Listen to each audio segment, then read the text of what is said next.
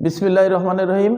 প্রিয় ছাত্রছাত্রীবৃন্দ, এই প্যান্ডামিক সিচুয়েশনের ভিতরে আমরা শিমুলিয়া ডিগ্রি কলেজের পক্ষ থেকে তোমাদেরকে শুভেচ্ছা জানাচ্ছি। আমি তোমাদের রসায়ন বিজ্ঞান বিভাগের সহকারী অধ্যাপক আসাদুজ্জামান শাহিন। আজকে আমি তোমাদের যে বিষয়টি অবতারণা করব সেটি হচ্ছে রসায়নের দ্বিতীয় পত্রের জৈব রসায়ন, অর্গানিক কেমিস্ট্রি, সেকেন্ড পার্ট, জৈব রসায়নের নামকরণ। এই অধ্যায়ের এই টপিক্সটি আজকে আমি তোমাদের সামনে উপস্থাপন করব। তোমরা জানো যে পৃথিবীতে 82 লক্ষ যৌগ আছে, তার মধ্যে জৈব যৌগ হচ্ছে 80 লক্ষ জৈব যৌগ, অর্থাৎ কার্বন, হাইড্রোজেন আর অক্সিজেন নিয়ে গঠিত যৌগকেই মূলত জৈব যৌগ বলা হয়। কার্বন আর হাইড্রোজেনের যৌগই জৈব যৌগ। তা এখানে জৈব যৌগের নামকরণে আসলে 3টি যৌগ আছে, অ্যালকেন, অ্যালকিন, অ্যালকাইন। এর উপরে আজকে আমি তোমাদেরকে একটু বোঝানোর চেষ্টা করব। তোমরা দেখো, অ্যালকেন যেমন CnH2n+2, কোনো যৌগকে যদি আমরা এই সূত্রের মধ্যে ফেলাই তাহলে এক বন্ধনযুক্ত যৌগ হবে। যেমন মিথেন, N, যৌগের শেষের নাম হবে N, এক বন্ধন, মিথেন। মিথেনকে আমরা যদি গাঠনিক সংকেত দিয়ে লিখি তাহলে দেখি একটা কার্বনের চারিপাশে 4টে হাত, মিথেন। এটা হলো মিথেন। অনুরূপভাবে তোমাদের প্রশ্ন জাগতে পারে যে CnH2n+2 কিভাবে হলো আসলে। তা এখন এখানে Cn, N এর মান আমরা যদি 2 নিই তাহলে কার্বন হইল 2টা আর হাইড্রোজেন হবে 6টা। তাহলে আমরা এখানে একটি যৌগ লেখার চেষ্টা করি, 2টা কার্বন, তার হাইড্রোজেন হবে 6টা। এইভাবে গাঠনিক সংকেত ভাবে আমরা লিখতে পারি। তাহলে যৌগটা কি হলো? CH3 bond CH3।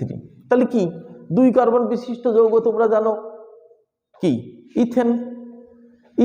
ইথ যুক্ত N, তাহলে ইথেন। তাহলে এক বন্ধন যুক্ত যৌগ হলো ইথেন। এরপর আমরা যদি আরেকটি যৌগ অবতারণ করি, দ্বিবন্ধন যুক্ত যৌগ, তার এটা হচ্ছে N। এবার দ্বিবন্ধন যুক্ত হবে CnH2n, সেইটা হবে দ্বিবন্ধন যুক্ত যৌগ। সেই যৌগের শেষের নাম বলতে হবে ইন। এক বন্ধন হবে N, 2 বন্ধন হবে ইন। তাহলে তোমরা এবার CnH2n বুঝতেই পারছো, আমি স্বাভাবিক এই যৌগটাকে ইন বলতে পারি, CH2 double bond CH2, ethene আমার যৌগটা হয়ে গেল। কিন্তু তোমাদের প্রশ্ন আসতে পারে যে স্যার আপনি তো CnH2n একটা সূত্র দিলেন, তার সূত্রই ফেলান একটা যৌগ। তাহলে আমি যদি এখানে N এর মান 4 নিই, সে 4, তাহলে 4টে কার্বন, তাহলে হাইড্রোজেন হবে কয়টা? 8টা হাইড্রোজেন। তাহলে আমি সেই যৌগটা এইভাবে লিখতে পারি, আমি এইভাবে লিখতে পারি স্বাভাবিক। এর সঙ্গে একটা হাইড্রোজেন, এর সঙ্গে একটা হাইড্রোজেন, তাহলে 3 3 6 আর 2 8টা হাইড্রোজেন আর 4টে কার্বন। তাহলে যৌগটার নাম হবে বিউটিন। আগেই বলছিলাম 2 বন্ধন যুক্ত হলে বিউটিন হবে। আবার আমি যদি এখান থেকে 2 কার্বন দিয়ে প্রথমে যেটা দেখালাম যে ইথেন, এটা 2 কার্বন দিয়ে দেখাই, তাহলে সেই যৌগটা হবে এরকম। গাঠনিক সংকেত আমরা এইভাবে লিখতে পারি।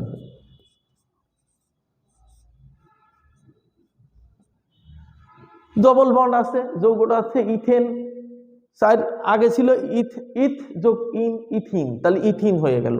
এরপরে 3 বন্ধন যুক্ত যৌগ, তার সূত্র হবে CnH2n-2। তাহলে N এর মান যদি আমি 2 নিই তাহলে হাইড্রোজেন হবেও 2টা, হাইড্রোজেনও হবে 2টা, C2H2 × 2 - 2, মানে 4টে 2 বাতিল 2, তাহলে C2H2, তাহলে সেই যৌগটা হবে 3 বন্ধন যুক্ত। তাকে বলা হয় আইন। যে যৌগ হবে তার নামের শেষে হবে আইন। তাহলে দুইটো কার্বন নিয়ে আমি যখন যে যৌগ গঠন করব, দুইটা কার্বন, তাহলে দুইটা কার্বন, তার 3 বন্ধন হবে, তার সঙ্গে 3টে করে বন্ধন হবে, আর একটা করে হাইড্রোজেন হবে। এই আমরা সূত্রেই দেখেছি CnH2n-2, অর্থাৎ কার্বন দুইটো, হাইড্রোজেন দুইটো। তাহলে এই যৌগটাই বলা হয় আইন। এইভাবে বিভিন্ন যৌগের নামকরণ আমরা করতে পারবো। এবার যৌগের নামকরণে একটা জাত আছে, জাতক।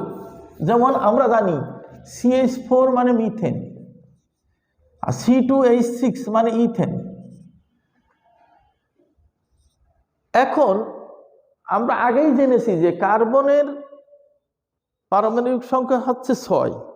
কার্বন যখন উত্তেজিত হয়, এই জিনিসটা আমরা দেখি কার্বনের, তোমরা অবশ্যই জানো যে কোনো মৌলের মাথায় যদি স্টার চিহ্ন দেওয়া হয়, তোমাদের এই জিনিসটা জানা আছে কি আমি জানি না। তোমরা বাংলাদেশের এখন বিশ্বের একটি জনপ্রিয় খেলা হচ্ছে ক্রিকেট। তোমরা দেখো যে কোনো ব্যাটসম্যানের নামের শেষে যদি স্টার দেওয়া হয় তাহলে কি বোঝায়? নট আউট, সে আউট হয়নি। কিন্তু এইখানকে এর একটা জিনিস জেনে রাখো, জানার জন্য আর কি, বোঝানোর জন্যই, যে কোনো মৌলের মাথায় যদি স্টার চিহ্ন দেওয়া হয় সেটা হলো উত্তেজিত হয়, মৌলটা উত্তেজিত হয়। অর্থাৎ আমরা কার্বনের ইলেকট্রন বিন্যাস যদি করি, দেখি কার্বনের 6 মাথায় আছে, নর্মাল যদি করি আমরা ইলেকট্রন বিন্যাস দেখি 1s2 2s2 2p2। কিন্তু যখন কার্বন 6 মাথায় স্টার, তখন ওই হুন্ডের নিয়ম অনুযায়ী তখন আমরা দেখি 1s2 2s1 2px1 2py1 আর 2pz1। অর্থাৎ তখন কার্বনের 4টি অযুগ্ম ইলেকট্রন থাকে লাস্ট কক্ষপথে। তখন কার্বন দ্বিতত্ব, মানে 2টি ইলেকট্রন দ্বিতত্ব গঠনের, 2টা ইলেকট্রন গঠনের জন্য কার্বন একটা মৌলের সঙ্গে শেয়ার করে, আর সেই মৌলটা হচ্ছে হাইড্রোজেন। তাই মিথেন অণু গঠিত হয়ে যায়। কার্বনের অষ্টক পূর্ণ হয়ে যায়, হাইড্রোজেনের 2টা ইলেকট্রন পূর্ণ হয়ে হাইড্রোজেন অণুতে পরিণত হয়, তখন এই মিথেন অণু গঠন হয়। এই কারণে কার্বনের সঙ্গেই মূলত জৈব যৌগ, মানে কার্বন আর হাইড্রোজেনের যৌগ। এখানে তোমাদের জেনে রাখা ভালো যে জৈব যৌগ হচ্ছে কার্বন এবং হাইড্রোজেন ঘটিত যৌগকেই জৈব যৌগ বলা হয় মূলত। আর আমি যে কথা তোমাদের বলছিলাম যে মিথেনের এক কার্বনের সামনে যদি একটা বন্ড দিয়ে CH3 লিখা হয়, ছিল মিথেন CH4, কিন্তু একটা হাইড্রোজেন যখনই বাদ যাবে তখন কার্বনের একটা হাত শূন্য হয়ে যাবে। এইটা তখন ওইটা আগে ছিল মিথেন, এইটা একটা হাত শূন্য হয়ে গেলে এইগুলো নাম আছে মিথাইল মূলক। মিথাইল মূলক। অনুরূপভাবে C2H6 আমরা জানি ইথেন, সেখানে কার্বনের সামনে একটা হাত দিয়ে CH3CH2 যদি আমি দিই, তাহলে এইটা হবে, সরি, CH2 আগে হবে, তারপরে CH3, এইটা হলে ইথাইল মূলক। ইথাইল মূলক। এখানে বলে রাখা ভালো, আমি যেমন এন ইন আইন শিখাইছিলাম, আবার কার্বনের আসলে নামকরণে আমরা দেখছি 2টা যৌগ আছে, বদ্ধ শিকল মূলক আর মুক্ত শিকল, সরল শিকল যৌগ। যেমন আমরা যদি CnH2n+2, এখানে আমরা ইন আইন আর এন ইন আর আইনের জন্য 1 বন্ধন 2 বন্ধন 3 বন্ধন বোঝাইছিলাম। যদি কোনো ছাত্র সে বলে যে স্যার কার্বনের সংখ্যা আমি 5টা দেব, তাহলে হাইড্রোজেন কয়টা হবে? 12টা হাইড্রোজেন হবে।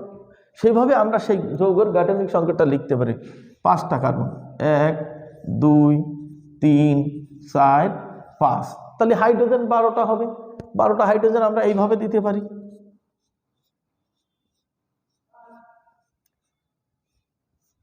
তাহলে আমরা আগেই জেনেছি যে 1 কার্বন থাকলে বলা হয় মিথেন, 2 থাকলে ইথেন, 3 থাকলে propane, 4 butane, 5 pentane, 6 hexane, 7 heptane, 8 octane, 9 nonane, আর 10টা থাকলে বলা হয় ডেকেন, আর 11 থাকলে একাডেকেন। আমরা 11টা পর্যন্ত শিখলেই ইন্টারমিডিয়েট লেভেলে আমাদের যে পড়া জৈব রসায়নে সেটা আমরা জানতে পারবো। তাহলে 5 কার্বন বিশিষ্ট যে যৌগ আমরা এন এক বন্ধনীযুক্ত যৌগ সম্পর্কে শিখতেছি, তাহলে কি হবে? পেন্টেন। পেন্টেন। এরপরে আমার কথা হচ্ছে ওখানে না, কথা হচ্ছে তাহলে যৌগটা আমরা এইভাবে লিখতে পারি CH3 CH2 CH2 CH2 CH3। তোমরা এখানে দেখতে পাবা যে 5টা কার্বন, অবশ্যই 12টা হাইড্রোজেনের সঙ্গে আছে। 3 আর 2 5 আর 2 7 আর 2 9 আর 3 12। এখন আমার কথা হচ্ছে ওইটাই না, আমি যে একটু আগে তোমাদের মূলক সম্পর্কে একটু দিক নির্দেশনা দিলাম, সেই মূলক সম্পর্কে দিক নির্দেশনা দিতে যে যদি এখানে এই কার্বনের সঙ্গে এই হাইড্রোজেন একটা কম দিয়ে এর সঙ্গে একটা CH3 মূলক লেখা থাকে, তাহলে তোমরা কি বলবা? প্রথমে তোমার দেখতে হবে কোনটা সরল শিকল, মেন শিকল কোনটা। তাহলে স্বাভাবিক কারণে আমরা দেখছি এইটা মেন শিকল। মেন শিকলে কার্বন আছে কয়টা? 5টা। এইবার আমাদের নাম্বারিং করতে হবে, এইটা 1 নম্বর কার্বন, এটা 2, এটা 3, এটা 4, এটা 5। নামকরণ ক্ষেত্রে যেহেতু একটি CH3 একটু মূলক চলে আসছে, মিথাইল মূলক, সেই ক্ষেত্রে আমার নামকরণ করতে গেলে এইভাবে নাম্বারিং করতে হবে। আর একটা জিনিস সহজভাবে তোমাদের মনে রাখতে হবে, নামকরণের ক্ষেত্রে মূলক সবচেয়ে কম কার্বনের সঙ্গে যে মূলক যুক্ত থাকবে সেই দিকতে নামকরণের সংখ্যায়িত করতে হবে। যদি তোমরা উল্টা সংখ্যায়িত করো এই সাইড থেকে 1 2 3 4 5, তাহলে 2 নম্বর কার্বনে আছে মিথাইল মূলক, আর ওই দিকতে গুনলে আছে 5 নম্বর কার্বনের সঙ্গে। এই দুইটা যদি আমরা যোগ করি 5 আর 2 7, 2 দিয়ে যদি ভাগ করি 3.5 হয়। অর্থাৎ না, আমাদের ধরতে হবে এই পাশটা যে এটা কম সংখ্যার সঙ্গে কার্বন। তাহলে আমরা প্রথমে আইডেন্টিফাই করতে হবে যে সরল শিকলে কয়টি কার্বন আছে? 5টা। 5টা কার্বন থাকলে আমরা নিশ্চয় জানি তার বলা হয় কি? পেন্টেন। এরপরে আসতে হবে কয় নম্বর কার্বনে একটা মিথাইল মূলক আছে? 2 নম্বর কার্বনে। তাহলে আমরা এইভাবে নামকরণ করতে পারি একে 2 মিথাইল। 2 নম্বর কার্বনে একটা মিথাইল মূলক আছে, 2 মিথাইল। 5টা কার্বন যেহেতু আছে তাই এর নাম পেন্টেন। ক্লিয়ার? অন্যভাবে আমরা আরো কিছু যৌগ এখানে দেখাইতে পারি। এই কার্বনের সঙ্গে একটা হাইড্রোজেন উঠাই দিয়ে এখানে আর একটা মিথাইল মূলক দিলাম। অনুরূপভাবে আমরা এইটারও নামকরণ করতে পারি। এই পাশটা আমরা যদি সংখ্যায়িত করি তাহলে দেখবো 1 2 নম্বর কার্বনে একটা মিথাইল মূলক, 3 নম্বর কার্বনে একটা মিথাইল মূলক। আর এই পাশটা যদি আমরা আসি 1 2 3 নম্বর কার্বনে একটা 4 নম্বর, তাহলে নিশ্চয়ই আমরা বুঝতেছি গণিতের ভাষায় যে কার্বনের সঙ্গে যে মূলকটি কম কার্বনের সঙ্গে থাকবে তাকে 1 নম্বর কার্বন হিসাবে সংজ্ঞায়িত করতে হবে। তাহলে এই যৌগটা আমরা কি লিখতে পারি? এখানে কয়টা মূলক আছে? 2টাই একই মূলক আছে। যদি 2টা একই মূলক থাকে তাকে ডাই বলতে হবে। গ্রিক ভাষায় তাকে ডাই বলতে হবে। যেমন আমরা মোবাইলের ডিজিট গণনা করার জন্য ট্রাই 5 বলি, টেট্টা 5 বলি। টেট্টা মানে 3, ট্রাই মানে 4। এগুলো আমরা বলি, যদিও আমরা আসলে গ্রিক শব্দগুলো অভ্যস্ত হয়ে গেছি করতে যেয়ে। অনেকে বলে যে 3 বা ট্রিপল 3 বলে, ট্রিপল। টেট্টা মানে কিন্তু 4, পেন্টা হলে 5 বলবে, এইভাবে। তাহলে আমরা এই যৌগটার নামকরণ করতে পারি, এইভাবে আমরা যৌগটার নামকরণ করতে পারি। যেহেতু 2টা মিথাইল মূলক আছে তা আমরা সংখ্যাটি আগে দিতে হবে 2 নম্বর কার্বনে একটা মিথাইল মূলক আর 3 নম্বর কার্বনে একটি মিথাইল মূলক। তাহলে কি হবে? 2 3 ডাই মানে 2। ডাই মানে কিন্তু 2 নির্দেশ করে দিল। আর যেহেতু একই মূলক ডাই, দুটোই একই মূলক মিথাইল, তাহলে ডাই মিথাইল। এবার লক্ষ্য করব, প্রথমেই তো আমরা লক্ষ্য করেছিলাম 5টা কার্বন আছে, তাহলে পেন্টেন। পেন্টেন বলছি আমরা এই কারণে, কারণ এন নর্মাল যৌগ, এক বন্ধনযুক্ত যৌগ, তাই আমরা পেন্টেন বলছি তাকে। এইভাবে আমরা 2 বন্ধনযুক্ত যৌগ, ত্রিবন্ধনযুক্ত যৌগ, বিভিন্ন যৌগর সম্পর্কেও আমরা ধারণা নিতে পারি। যৌগ যৌগ আসলে একটা মজার জিনিস। এখানে সমানুকরণ আছে, এখানে বিভিন্ন যৌগ নামকরণ আছে, আইসোমারিজম আছে, টোটোমারিজম আছে, অনেক কিছু আসে। আসলে আমরা প্রাথমিকভাবে আজকে শুরু করলাম, বাই রোটেশনে আমরা সব কিছু সম্পর্কে জানবো। তাহলে আজকে আমরা জানলাম যে যৌগ যৌগ দুই প্রকার, সরল শিকল এবং বদ্ধ শিকল। বদ্ধ শিকল যৌগ দুই প্রকার, মুক্ত শিকল আর হলো, আমরা বাই রোটেশনে সব কিছু জানবো। আসলে সরল শিকল যৌগ সম্পর্কে আমরা আজকে নির্দেশনা দিলাম, ক্লাসে আলোচনা করলাম। আমরা এবার আর একটি যৌগ দেখি।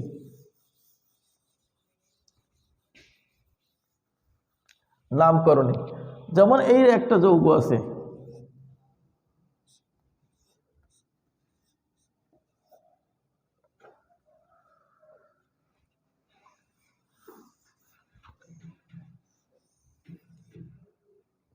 এখানে ডবল বন্ড। তাহলে নিশ্চয় আমরা জানি একটা বন্ড মানে দুইটা হাইড্রোজেন কমে, ডবল বন্ড মানে চারটে হাইড্রোজেন কমে। তাহলে বাদ বাকি আমরা হাইড্রোজেন দিয়ে পূর্ণ করে দেব।